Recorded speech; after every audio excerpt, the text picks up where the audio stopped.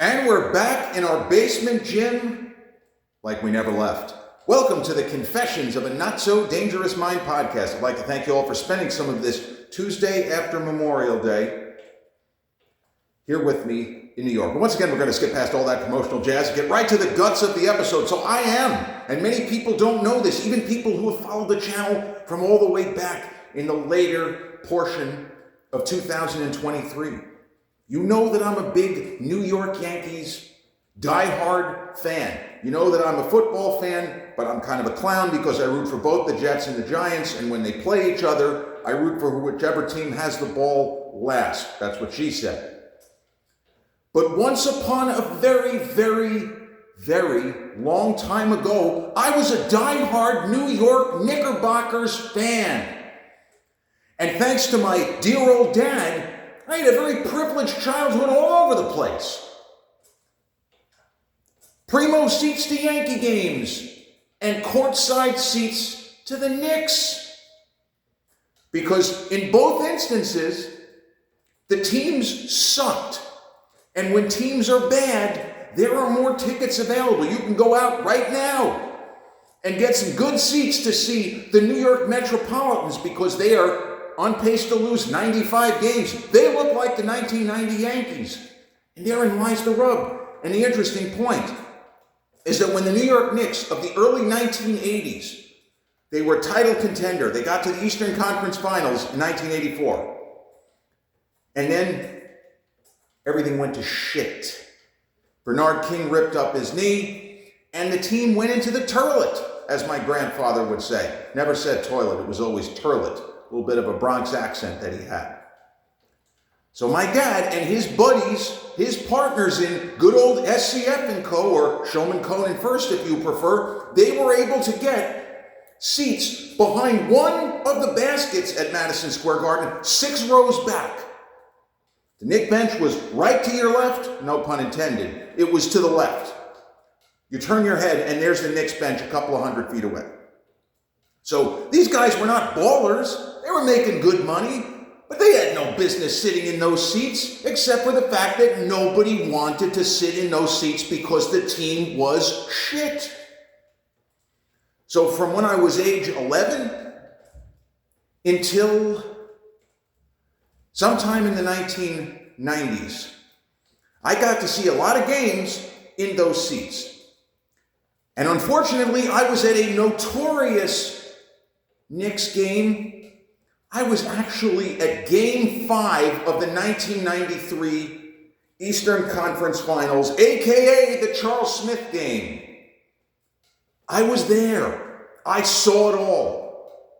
That is the angriest I have ever seen fans after a game. And I've been to a lot of games that were bad losses in my sports fandom career. I thought there was going to be like a murder in the building. You know, only murders in this building. I thought there was going to be only murders in Madison Square Garden on that night. But I was a big Knicks fan. And my fandom began because my dad, Jerry, we have tickets. Maybe we can go to some games. I'm really supposed to take clients. They actually ended up doing well with that. As much as it seems like that would be a crock of shit. By being able to take prospective clients and sit in phenomenal seats either at Knicks games or Yankee games at the old stadium.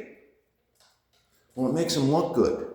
These guys must be doing really well if they can afford these seats. The psychology of business, that's not something that you learn in Business 101, 201, or 301, or necessarily graduate school level business courses. Appearance matters. And they got those seats, and I got to go to a lot of games. So my first year as a diehard Knicks fan, coincidentally, was Patrick Ewing's rookie season. After the frozen ping pong ball enabled the Knicks to pick Patrick Ewing with the first pick. I love that. That's one of my favorite conspiracy theories. I don't think that Lee Harvey Oswald acted alone. As if you saw my JFK episode, I had a lot of laughs on that one, but I was being serious. But I believe the frozen ping pong ball theory that David Stern was told when he reached into the till to pick out at random, wink, wink, to see who was going to get the first pick in the 1985 NBA draft, he was told, don't pick the ping pong ball unless it is the one that feels as if it is frozen. Because that's the Knicks, and the league needs the Knicks to be good again. All right. So the Knicks got Patrick Ewing. I went to a preseason game in 1985, and I went to a bunch of games during the season and in the succeeding seasons. And I watched as many Knicks games as I could. The team was shit in the mid-'80s, and then they drafted Mark Jackson, and another cliche, Mark Jackson helped to turn the lights back on at the Garden. And Mark Jackson didn't quite have the career that a lot of people thought, because he was all-star caliber, phenomenal passer, tough competitor, wasn't that fast, relatively speaking. I mean, by normal person standards, he was really fast. But by NBA standards, he played a little slower than the kind of top point guards of the era, but he was an incredible passer. And the addition of an all-star caliber guard with a prime Patrick Ewing, it made them a playoff team. And then as the years went on, the addition of players such as Charles Oakley, who was a terrific all-star caliber player, hard-nosed, old-school tough, we were tougher in the 80s. They really were. I mean, that's not, there's a lot of cap. That's not a cap thing to say. Oakley was, I don't know that he would fit in today's game. Oakley was like maybe a Draymond Green. Didn't quite have the overall skills of Draymond, but Oakley was an enforcer. He was a guy that few people in the league wanted to see when they drove to the basket. Because the Oak Man, his name was perfect. It was like running into an oak tree. Here's the lane, I'm right here. Let's fucking go, was his attitude. The Knicks had a number of very competitive teams. And the one season in particular that still bothers me, again, I'm showing my age here, the 1988-89 season. That was the best Knicks team until the Charles Smith disaster. That team actually was a number one seed, which is crazy because Jordan was still on the Bulls. Jordan was 30, 31 years old. That's how great of a coach, if anybody asks, Pat Riley was. Because the Bulls had a better roster. I would argue they had a way better roster. And the Knicks ended up getting the number one seed. But we're getting ahead of ourselves. 1988-89 season. The Knicks had a really good mix of young players and veterans and cast-offs from other teams who found a home in New York, such as Johnny Newman, who was the kind of player. Johnny Newman would be a bigger star now. I feel like the Knicks didn't quite deploy him as well as they could have, but he was a sort of a sixth-man type of player. Fantastic shooter, good defense, and again, another hard-nosed player. So the Knicks coach was Rick Pitino, a very young, fresh off of a stint at Providence, led them to the NCAA championship a couple of times, I think. And the 1988-89 Knicks ended the season winning 52 games. And they were a really good home team. And I think they may have had the record for most consecutive home victories. Like they won like 20-something straight games at home. It's just crazy because it didn't seem like the home field or the home court advantage was that, outlandish, but they just had a stretch where they were just beating the crap out of everybody. So that team, it was one of the first NBA teams where the three-point shot was a focal point of the offense. Patrick Ewing, they would kick the ball into Ewing. Ewing would flip it out to a guard or a Johnny Newman. Up goes the three. Now, this was the old distance. It was a further shot. You didn't have anybody shooting 50% from there. You were lucky if you could shoot 40%. But it became a focal point of the offense, and Pitino played, he was known as a defense guy, but those Knicks teams, they were run, and gun. It was a run and gun kind of an offense. It was almost a Mike D'Antoni before Mike D'Antoni. I could still see D'Antoni waving his arm like, get the ball off the court. But Pitino, the Knicks played fast and loose, and they ended the season with 52 wins, and they swept, much to Charles Barkley's continued chagrin, they swept the Sixers in the first round of the playoffs. And, man, Mark Jackson fucked up. He was excited, they swept, and the series ended in Philly. And he and Eddie Wilkins, who was a backup center and also, a pretty good player for what he was, they took a broom and they pushed it across the floor. If you've ever wondered why Charles Barkley still seems to have a problem with the organization, even though there's no one there except Dolan who has anything to do with it, it's that really poor taste shown by, Jackson was a kid. He's 24 years old at the time, but that's just not okay. Like, I wish that he hadn't done that. But the Knicks went up against a Chicago Bulls team that was not fully formed. This was not the dominant Bulls of a little bit later, a few years later. Jordan had Pippen. Pippen was a rookie in this season, but the Knicks were clearly a better team, and they lost that series in just devastating fashion. They should have been able to run out the clock in game one, and there were a couple of possessions where the Knicks didn't take enough time off the clock. They literally did not, clock management like the New York Giants, where the Giants, every coach they have except Jim Fossil, the clock management is shit. Actually, I think Fossil might have fucked up a few times too. But the Knicks lost a terrible 6-game series where they had a chance to win game 6 in Chicago. They tied the score with 6 seconds left. Trent Tucker got fouled while shooting a 3-pointer. Craig Hodges, his buddy, a fellow, 3-point wizard of the day, Hodges hacked him as Trent went up for the shot. And the Knicks tied the score with 6 seconds left. And I'm telling you, Michael Jordan, on the ensuing possession, he put his head down and all but had the ball under his arm and charged into the lane. But of course it was a block, because back then everything was a block.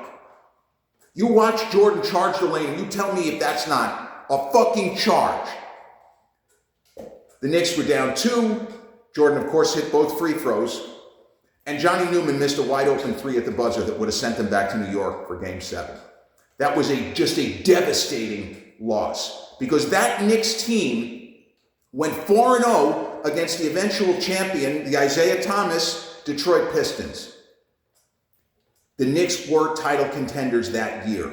It was not a surprise, and it wouldn't have been a surprise if they had beaten the Bulls to get to the finals, the Eastern Conference Finals, because they were just better than the Bulls. That's the year that Jordan hit the famous shot over Craig Elo to put the Bulls into the next round. And I got to tell you, I was rooting for Chicago to win that series. I thought that because the Cavaliers were the number 2 seed, I thought, well, the Knicks aren't going to beat the Cavs. We're going to beat the Bulls. It's a one-man team. It's just Jordan, Michael Jordan going left, Michael Jordan going right, Michael Jordan day and night. That was enough to beat the Knicks in 6. And they had decent teams going forward. But it wasn't really until the 92-93 season that, with Pat Riley as the coach, they put it all together and they won 60 games. That might be is that the only Knicks team? Maybe they did it in the 69-70 season. The last time the Knicks won a championship was the 72-73 season. They won it in 69-70, Willis Reed, Walt Frazier, and then 72-73. They had good teams throughout the 90s. Led by Patrick Ewing. Patrick Ewing had a pretty long prime, but he's a tragic figure. He's the Knicks version of Don Mattingly. Now, you could argue he had a better career. I mean, Ewing was an easy Hall of Famer, but it's a similar thing. He never quite had the complementary pieces to have a legitimately great team. And if he was not Olajuwon, if he's on the David Robinson level, look what David Robinson was able to do when he got a fucking legend in Tim Duncan. Suddenly they win a championship. The Knicks, over the years, brought in complementary players that were supposed to put them over the top, but they never performed the way we thought they would. When the Knicks got Rolando Blackman, even like the anti-people were like, this is going to get them a championship. Blackman is an assassin out there. He was, but suddenly Blackman was no longer all-star caliber. Glenn Rice in later era, same thing. Glenn Rice suddenly was not Glenn Rice. With the way that Jalen Brunson, a guy that we all knew was a talented player before he got to the Knicks, he suddenly started to play like going God mode in last year's postseason. It's one of the few times that the Knicks brought someone in and the guy got better.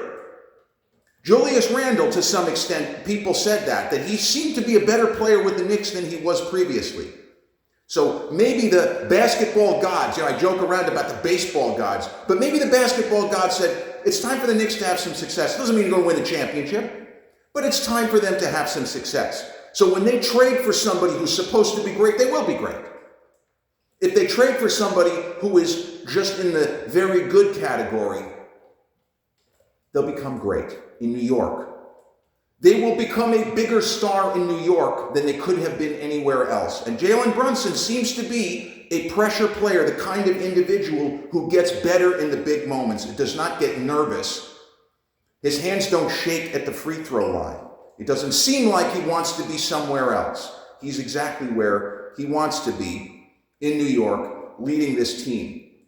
And, certainly there's a lot of debates, and I love this sort of stuff. This to me is some of the most enjoyable when you are debating the historical importance of certain players and certain teams. Like, as a Yankee fan, there are different questions you can ask. What's the best individual team in Yankees history? 1998.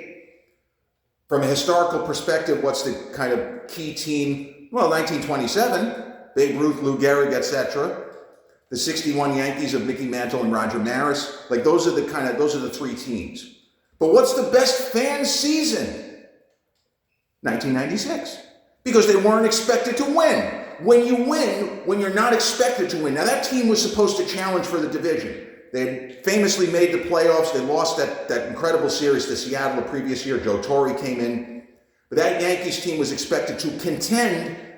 They were like fringe World Series contenders. But when they won the division, barely, okay, maybe we'll get out of the first round. When you get out of the first round, you start to get greedy. Well, they're better than Baltimore, but they can't possibly beat the unbeatable Atlanta Braves that, who beat a juggernaut team the previous year. 6 games later, go fuck yourselves. Yanks win the World Series. It was unexpected. And the shock of it all, the fact that we were parading down the Canyon of Heroes a couple of weeks after the Braves had blown us out of the first 2 games at the stadium. How is this real? Well, there you go. So the Knicks were title contenders based on the strength of their run last year, the Therese Halliburton, what a disaster. But, Chamay, that hit that crazy 3 where the ball bounced around the rim. It looked a little bit like the Halliburton shot from last year, which really sank them in game 1. This is their time, though. And, spoiler alert, I haven't seen any of the games start to finish. I just catch little bits and pieces here and there. So this doesn't hit me as much as if they had beaten the Bulls in '89 and gotten to the Eastern Conference Finals that year. And I knew they weren't going to beat the Spurs. Now everybody's talking about 1999. It was Tim Duncan's rookie year.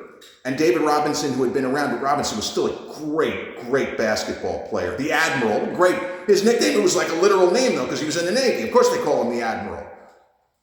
We didn't have a chance, though. We were lucky to even get a game. Because we had good players, but Ewing was out. He had fucked up his Achilles. He had a torn Achilles tendon. He couldn't play. He looked good on the bench, but he couldn't play. And as much as Marcus Camby that year and Allen Houston and prime Latrell Sprewell, they were terrific. And the Knicks actually had a pretty easy route to the finals once they got through the Miami Heat. That was a terribly difficult series. You knew they weren't going to beat the Spurs. The Spurs were a super team. That Spurs team would have had a shot with the 90s Bulls team, like the Jordan Bulls with Rodman when Rodman was focused. They would have held their own. I don't think they would have beat him, but that would not have been an easy series, even for the best team that Jordan was on. But this year, regardless of who the Knicks play, whether it's OKC, whether it's San Antonio, it feels like they're going to be the favorites because they're just not losing any basketball games. They're on a sugar rush, and it doesn't look like the bubble is going to burst. It feels like this is their time. The last time the Knicks won a championship, I hadn't even been born yet, ladies and gentlemen, boys and girls, children of all ages. I hadn't even been born yet. And I'm getting up there. But it predates me. This is their time. I think that they're going to be favored regardless of who they play. They get to, they rest a little bit if guys have aches and pains, as everybody is a little bit banged up towards the end of the only LeBron James never complains about that. Yeah, let's just go out there. Right? Complain during the game. He takes the ticky-tack foul, goes flying. But LeBron always answers the bell. Still, you want all of the rest time. I understand the idea, they were in a great rhythm. I'd rather the guys get healthy because there's people right now that are injured that we don't know how injured they are that are going to be feeling better by the time the finals go off. The last Knicks game that I went to, man, I don't even remember. I think you got to go back into the early 2000s. And those seats that I mentioned that my dad and his guys were able to get, eventually they were priced out of it, where it was no longer viable to get, 10 or 12 games out of the 41 a year because the prices just skyrocketed. They didn't own the plan. I should have said that. They owned a piece of the plan. It was the exact same thing they did with the Yankees, where they never owned that box. They didn't own those seats. They purchased a certain percentage of the seats each season. So that is a significant difference. But what that means is, if the price in 1986 was $2,000, by 1994, the price might have been $6,000. And they're like, you know what? This is now beyond what we should be doing with our hard-earned money here. So they didn't renew the tickets much past, as I say, the early 2000s. And with the Yanks, the last year that they had these seats, what was it? About 45 feet up the first baseline, 6 rows or 7 rows back. The last year we had those seats was 2004. The last playoff game I went to in those seats was a loss. It was the 2004 against the Twins, game 1. I believe Johan Santana beat us, and it just an awful, awful game. One of those where the Yankees had seemingly bases loaded and second and third one out every inning and never fucking scored. It's not just this year's Yankee team that suddenly, they can't hit, they suck, this guy's terrible. Go back to the glory days of prime Gary Sheffield, right? And all of those big hitters, Robinson, Cano hitting 3, whatever. Sometimes you just go a couple of weeks, you can't do anything. Matsui, Jeter. You just go and you can't get anything done. Can't hit, can't pitch, can't field. The Knicks are due for a lull, though. They're due to have a couple of games where they just can't score. Can't throw the ball in the ocean, as they say. But I think that this is their year. I think they are going to win the championship regardless of who they play, because it's just their time. 53 years since the last Knicks championship. Older than me. Longer ago than me. It's their time. And I'm with them. And I love that Spike Lee, I went to his alma mater, of course, New York University. Spike Lee, he's not really polarizing anymore. When he was younger, maybe he was. But his Knicks fandom, his Yankees fandom is legit. He really is a diehard Yankees fan and a diehard Knicks fan. But basketball is his sport. And this is the thing, when you have people who are crazed fans of multiple sports, I believe there's always going to be one that is yours. That if you can only have one championship, whether it's hockey, whether it's basketball, whether it's baseball, whether it's football, like Bill Simmons with Boston, Red Sox, Patriots, Bruins, Celtics. I actually think that the Celtics, that he's the bigger basketball fan than anything, although he might argue, no, it's Boston. But with the Red Sox not winning a World Series from 1918 to 2004, it changes the calculus, because the Celtics obviously won a shit ton of championships during, that span, although not in the early part of the 20th century. But you understand what I'm saying.